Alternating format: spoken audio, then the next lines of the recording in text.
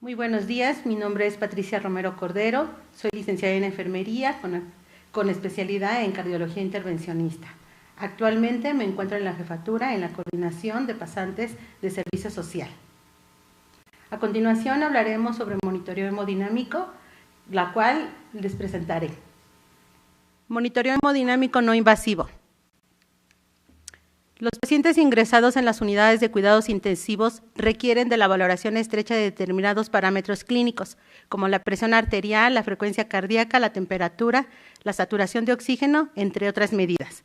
Así, la monitorización hemodinámica se utiliza para la evaluación de fenómenos implicados en el proceso de perfusión y oxigenación tisular, ayudando al conjunto de profesionales sanitarios a entender la fisiopatología de los procesos hemodinámicos, proporcionando información relevante para la toma de decisiones sobre los tratamientos y la optimización de los mismos.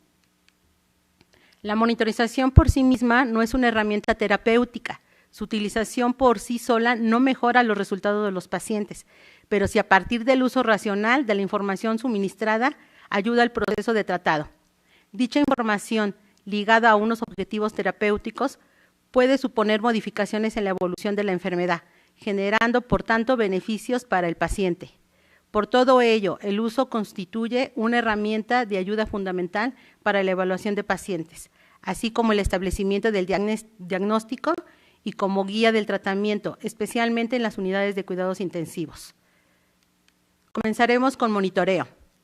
Control sistemático de las variables fisiológicas para la detención, el reconocimiento y la corrección temprana de alteraciones fisiológicas. ¿Cuál es su objetivo? Alertar. Le avisa al clínico cualquier deterioro de la función. Pronóstico, la observación de las tendencias en los parámetros observados en la evolución y ayuda a establecer un pronóstico. Diagnóstico continuo, permite observar el comportamiento y cambios del paciente en una condición determinada y sirve como una guía terapéutica, ya que facilita la evaluación y corrección de las medidas terapéuticas implementadas. Para esto, dentro del monitoreo hemodinámico, tenemos el no invasivo, en donde vamos a vigilar 3 factores fundamentales: constantes vitales, vigilancia eléctrica y valoración de enfermería. Al valorar las constantes vitales tenemos que tomar en cuenta que son indicadores que nos reflejan sobre el estado de salud del paciente. La vigilancia eléctrica está dada por la actividad eléctrica del corazón y se ve reflejada en el monitor o en un trazo de electrocardiograma. Y la valoración de enfermería, la más importante, ya que de ella se establecen los diagnósticos de enfermería y los planes de cuidado para el paciente crítico. ¿Qué vamos a medir entonces en este monitoreo hemodinámico? La presión arterial, frecuencia cardíaca, frecuencia respiratoria, temperatura, monitoreo cardíaco y la oximetría de pulso. ¿A qué se refiere la presión arterial? La presión arterial es la fuerza que ejerce la sangre contra las paredes de los vasos, al ser bombeada por el corazón. La presión arterial está dada y está mantenida por 3 factores fundamentales, principalmente por el volumen sanguíneo, el gasto cardíaco y las resistencias vasculares sistémicas. Cuando por mecanismos anormales aumentan o disminuyen en forma inapropiada, el resultado será o una elevación de la presión o una baja de la misma. Para el monitoreo de la presión arterial tenemos 2 métodos, en la medición indirecta y la medición directa. En la indirecta se puede realizar por 2 métodos, por la colocación de una línea arterial o por la colocación de un baumanómetro. Se puede realizar por 2 métodos, por la colocación de una línea arterial invasiva y por la medición por esfigmomanómetro. En este nos enfocaremos. La determinación de la presión arterial por el método auscultatorio se basa en la percepción de una serie de ruidos con el estetoscopio. Cuando la cápsula se coloca a nivel de la arteria humeral después de haberla comprimido con el manguito del bauma y de efectuar la descompresión paulatina. ¿Qué nos indica esta toma de presión arterial? Refleja el estado circulatorio general, pero carece de especificidad. La medición no refleja la reducción del flujo y el volumen sanguíneo, sino la diferencia o la deficiencia de mecanismos de compensación circulatoria Y en esta diapositiva mostramos las tendencias de la presión arterial. Si es sistólica,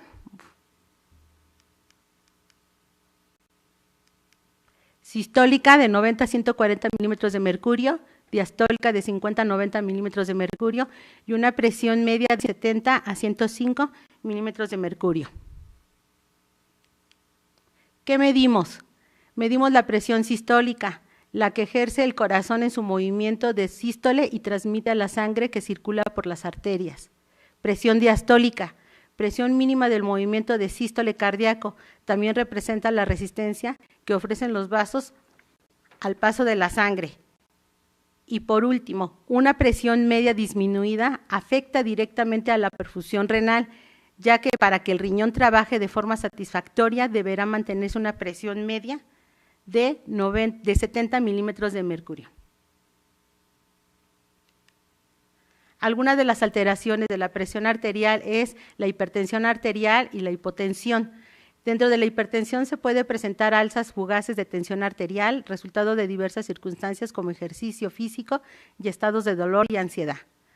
En la hipotensión arterial, las cifras tensionales sistólicas oscilan entre 90 y 110 milímetros de mercurio. Se considera disminución del gasto cardíaco en pacientes con hipovolemia, malnutrición y algunas enfermedades neurológicas. Frecuencia cardíaca. ¿Qué valoramos? Dentro de la frecuencia cardíaca vamos a ver lo que es el ritmo y la morfología del complejo QRS, que es muy importante en esta valoración de monitoreo. Frecuencia cardíaca. Por el concepto, el ritmo sinusal presenta una frecuencia mayor de 60 a 100 latidos por minuto. Dentro del ritmo, vamos a ver si es rítmico, si la distancia entre dos QRS en el intervalo RR es mayor a 3 cuadros grandes y menor a 5 cuadros grandes y es constante.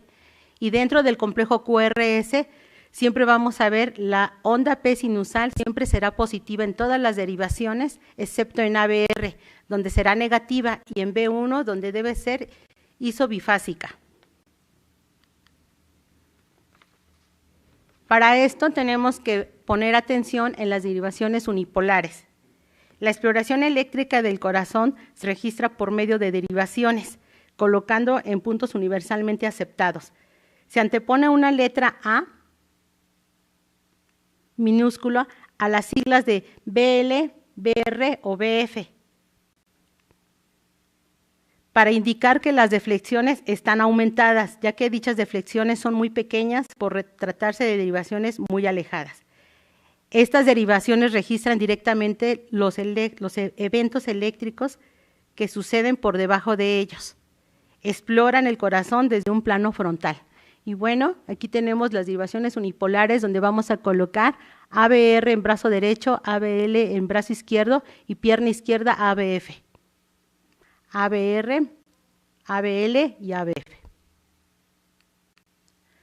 Dentro de las derivaciones percordiales tenemos que tomar en cuenta las siguientes mediciones y dónde se van a colocar estos electrodos.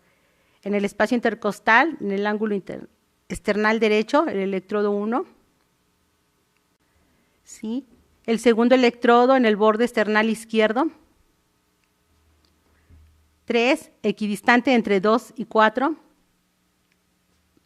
Quinto, en la línea media clavicular. Quinto, media clavicular.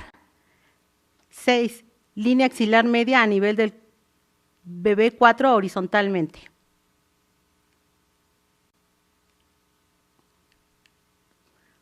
También es importante valorar, ya que como tenemos pacientes pronados, ver dónde se colocan estos electrodos. Tomemos en cuenta que los electrodos que se colocan en paciente en posición supina, el reflejo en paciente en decúbito prono es en espejo. De la misma manera vamos a colocar ABR, brazo derecho, ABL en brazo izquierdo y ABF en pierna izquierda. Recordemos que es un reflejo en espejo cuando el paciente está pronado. Y bueno, aquí la imagen con la colocación de sus electrodos y el paciente en posición prono. ¿Qué tenemos que tomar en cuenta para un complejo QRS y para la valoración de la frecuencia cardíaca y sobre todo de un monitoreo cardíaco? Tenemos que tomar en cuenta el trazo y ver que la frecuencia cardíaca esté entre 60 y 100 latidos por minuto, que el intervalo RR debe ser constante, onda P positiva en D2 y negativa en ABR, y cada onda P debe ir seguida de un complejo QRS. El intervalo PR debe ser igual o mayor a 0.12 segundos. Frecuencia respiratoria. La respiración es el proceso mediante el cual se toma oxígeno del aire ambiente y se expulsa el anhídrido carbónico del organismo. El círculo respiratorio comprende una fase de inspiración y otra de expiración. El patrón respiratorio normal se caracteriza por ser suave, regular, con frecuencia de 12 a 20 respiraciones por minuto en el adulto y presencia de suspiros ocasionales. Normalmente la respiración no exige esfuerzos y es silenciosa.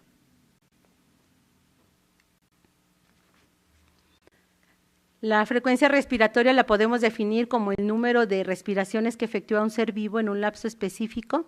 Este suele expresarse en respiraciones por minuto, movimiento rítmico entre inspiración y expiración, y está regulado por el sistema nervioso. Cuando las respiraciones por minuto están por encima de lo normal, se habla de taquipnea, y cuando se hallan por debajo, se habla de bradipnea.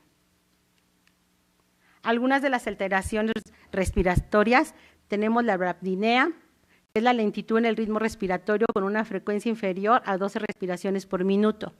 Taquipnea, frecuencia respiratoria persistente superior a 20 respiraciones por minuto y es una respiración superficial y rápida. Esta se observa en pacientes con dolor o por fractura costal o pleuritis. Disnea, sensación subjetiva del paciente de dificultad o esfuerzo para respirar. Puede ser inspiratoria o expiratoria. La disnea inspiratoria se presenta por obstrucción parcial de la vía aérea superior y se acompaña de tirajes. Temperatura. Es el equilibrio entre la producción de calor por el cuerpo y su pérdida. Y esta va a estar regulada por un termostato hipotalámico, en donde este se va a dividir a su vez en dos: en la región preóptica, que esta es sensible a señales de calor, y la región hipotalámica posterior, que es sensible a las señales de frío. Los impulsos nerviosos se propagan hacia estas dos áreas del hipotálamo, denominadas centro de pérdida de calor y centro promotor del calor, que cuando reciben estímulos pueden emitir respuesta de aumento o disminución de la temperatura. ¿Qué entendemos por hipotermia? La hipotermia se define como el trastorno de la regulación de la temperatura corporal, caracterizado por un descenso de la temperatura central por bajo de los 35 grados centígrados, independientemente de los factores etiológicos, ya sea por un defecto de la producción de calor, por un exceso en la pérdida del mismo, y se produce un descenso de temperatura corporal que sobrepasa la capacidad de los mecanismos de termorregulación del organismo. Algunas alteraciones que produce la hipotermia, básicamente a nivel cardiovascular. Si es una hipotermia leve, vamos a encontrar taquicardia, vasoconstricción periférica y aumento del gasto cardíaco y aumento de la presión arterial para compensar este mínimo de gasto cardíaco que tenemos por la hipotermia. Si es una hipotermia grave, estos mecanismos compensatorios se agotan y aparecen de modo progresivo la bradicardia, el descenso de la TA, arritmias, principalmente ventriculares, y finalmente nos lleva a una sistolia. A nivel respiratorio, esta hipotermia leve aparece brapnea con el objeto de reducir la cantidad de calor perdido por evaporación de agua en las vías respiratorias. Si hay hipotermia grave, debido a la reducción de la temperatura corporal, también se afecta el centro respiratorio y se anula su capacidad para responder ante los estímulos de hipoxia e hipercapnia. Al haber un descenso progresivo del ritmo respiratorio, puede ocurrir hasta apnea. Hipotermia. La hipotermia se define como el trastorno de la regulación de la temperatura corporal caracterizado por una elevación de la temperatura central superior a 36.8 más menos 0.5 grados centígrados, independientemente de los factores etiológicos, y ya sea por un exceso en la producción de calor o por un defecto en la pérdida del mismo, se produce un aumento de esta temperatura corporal. que va a sobrepasar la cantidad de los mecanismos de termorregulación del organismo. A nivel cardiológico, lo que encontramos cuando se produce hipertermia es, en las primeras fases de la hipertermia, se produce taquicardia y vasodilatación cutánea, mecanismos destinados a aumentar la pérdida de calor a través de la piel y reducir la temperatura central. Por ello, es en esta primera fase cuando aumenta el gasto cardíaco y baja la presión arterial. En fases más avanzadas, estos mecanismos compensatorios se agotan y aparece de modo progresivo la bradicardia, un deceso más acentuado de la presión arterial y hay hasta insuficiencia cardíaca. Potencialmente aparecen arritmias ventriculares y finalmente llevan a una sistolia. A nivel respiratorio, encontramos que en las primeras fases se produce taquipnea, con el objetivo de aumentar la cantidad de calor perdido por evaporación de agua en las vías respiratorias. Además, el daño celular directo producido por la hipertermia a nivel de las células del endotelio de la vasculatura pulmonar predispone a la aparición de lesiones de tipo como aumento de la permeabilidad, un exudativo y tromboembólico a nivel pulmonar. Y por último, oximetría. La saturación se va a medir de la siguiente manera. La oximetría de pulso es la medición no invasiva capaz de medir de manera indirecta y con precisión la saturación de oxígeno en la sangre. Esta se obtiene una lectura completa del pulso y oxigenación de la sangre expresada en porcentajes.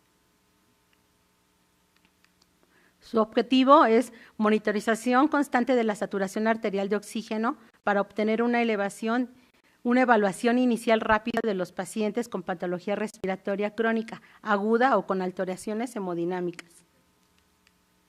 ¿Cómo va a actuar? La oximetría de pulso, como ya mencioné, es la estimación de la saturación arterial de oxígeno en forma no invasiva, usando 2 emisores de luz y un receptor colocados a través de un lecho capilar.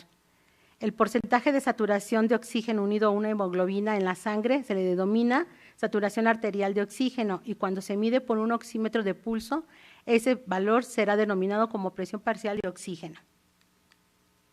¿Cómo va a funcionar? Para la determinación de la saturación de hemoglobina arterial con oxígeno, el oxímetro de pulso usa la espectrofotometría basada en la oxihemoglobina y la desoxihemoglobina.